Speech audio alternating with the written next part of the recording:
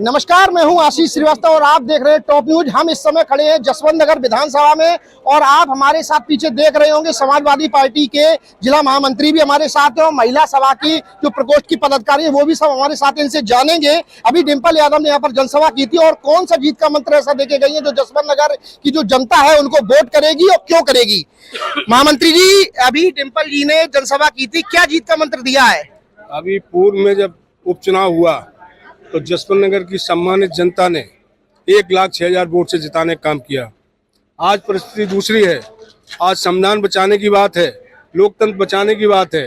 आज उस रिकॉर्ड को तोड़ने का काम जसवंत नगर की जनता करेगी।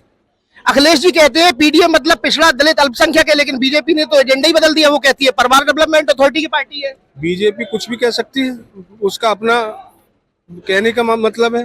पीडीए का मतलब है पिछड़ा, दलित, अगड़ा, अल्पसंख्यक।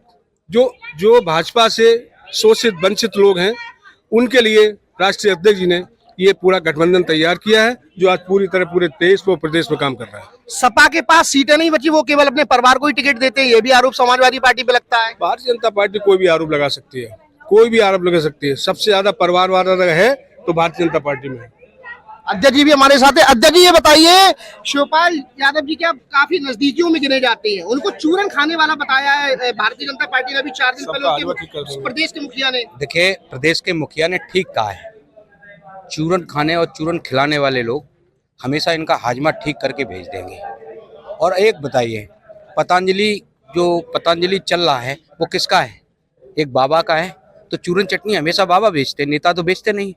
तो बाबा बेच रहे हैं, बाबा अब चूरन चटनी बेचेंगे। जसवंत नगर की जनता है और जसवंत नगर की जनता जब कोई चैलेंज करके जाता है तो एकजुट करके उसका हाजमा है तो ठीक कर देते हैं, बिगाड़ देते हैं। आप समाजवादी पार्टी के जिलाध्यक्ष भी हैं और जसवंत नगर विधानसभा के रहने वाले हैं, तो किस तरीके की जीत सुनिश्चित करेंगे? देखिए, अब की बार जीत सारे रिकॉर्ड तोड़ रही है।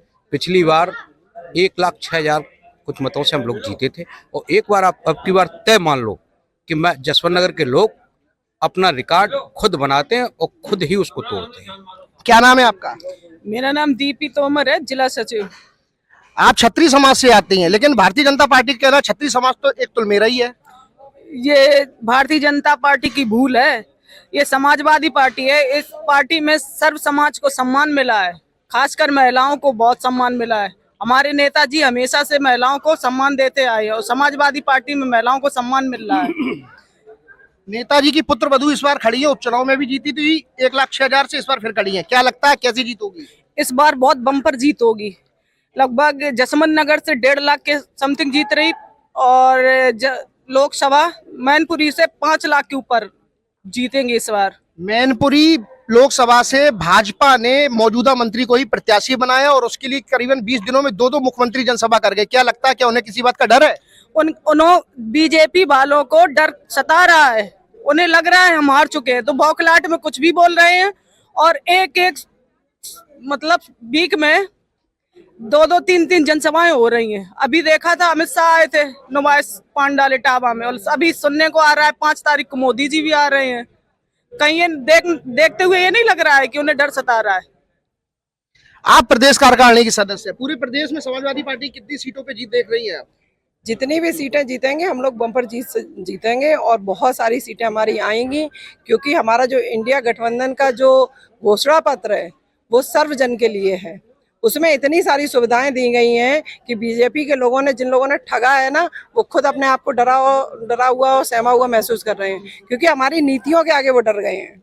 भारतीय जनता पार्टी तो कहती है 65 सीटों पे गठबंधन पूरा लड़ रहा है, तो कैसे जीत की बात कर सकता है? भारतीय जनता पार्टी खुद डरी हुई है, खुद उसको समझ में नहीं आ रहा कि क्या करें।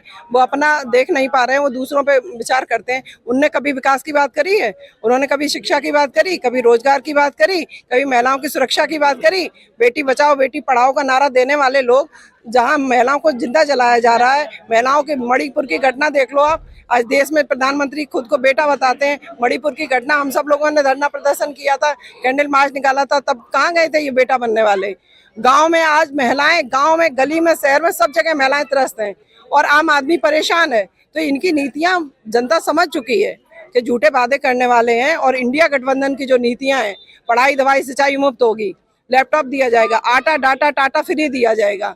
इसके साथ साथ किसानों को सुविधाएं दी जाएंगी और युवाओं को नौकरी और रोजगार दिया जाएगा। मंडियों की व्यवस्था की जाएगी, मंडियों के पास जो फैक्ट्रियां लगेंगी उसमें मजदूरों को काम दिया जाएगा, बच्चियों की शिक्षा पूरी तरह मुफ्त होगी।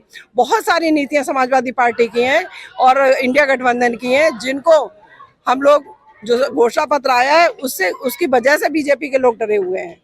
तो ये हमारे साथ समाजवादी पार्टी के लोग थे जिनका कहना है भारतीय जनता पार्टी झूठ बोलने वाली पार्टी है और इस बार मैनपुरी लोकसभा से डिम्पल यादव जी की बम्पर जीत होगी। इसी के साथ साथ इन्होंने ये भी कहा है कि जो योगी मोदी ने जितने वादे किए थे, यानी कि भारतीय जनता पार्टी ने जितने वादे किए थे, वो सारे वादे खोखले थे और झूठे थे। इटावा से टॉप न्यूज के लिए आशीष श्रीवास्तव की रिपोर्ट।